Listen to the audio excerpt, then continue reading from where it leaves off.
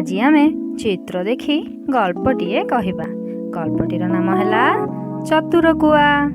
ଥରେ ଗୋଟିଏ କାଉକୁ ଭାରି ଶୋଷ ହେଲା। ଚାରିଆଡ଼େ ବୁଲି ବୁଲି ପାଣି ଖୋଜିବାକୁ ଲାଗିଲା, ହେଲେ କେଉଁଠି ହେଲେ ପାଣି ପାଇଲା ନାହିଁ। ଶୋଷରେ କାଉଟି ଭାରି ଛଟପଟ ହେଲା। ହଠାତ୍ କିଛି ଦୂରରେ ଥିବା ପାଣି ମାଠିଆଟି ଦେଖିଲା। ପାଣି ଲୋଭରେ କାଉଟି ସେଠାକୁ ଉଡ଼ିଯାଇ ମାଠିଆ ଉପରେ ବସିଲା ଓ ଥଣ୍ଟ ପୁରାଇ ପାଣି ପିଇବାକୁ ଚେଷ୍ଟା କଲା। ହେଲେ ମାଠିଆରେ ପାଣି ବହୁତ କମ୍ ଥିଲା। ସେ ଯେତେ ଚେଷ୍ଟା କଲେ ସୁଦ୍ଧା ଥଣ୍ଟ ପାଣି ପର୍ଯ୍ୟନ୍ତ ଗଲା ନାହିଁ।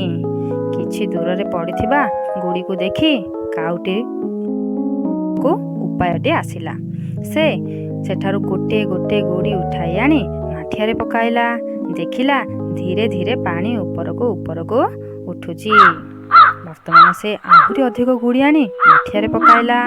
ପାଣି ମାଠିଆର ଉପରକୁ ଆସିଲା ଆଉ କାଉଟି ଥଣ୍ଟ ପୁରାଇ ମନ ଖୁସିରେ ପାଣି ପିଇଲା ଏବଂ ଖୁସି ମନରେ ଆକାଶକୁ ଉଡ଼ିଗଲା।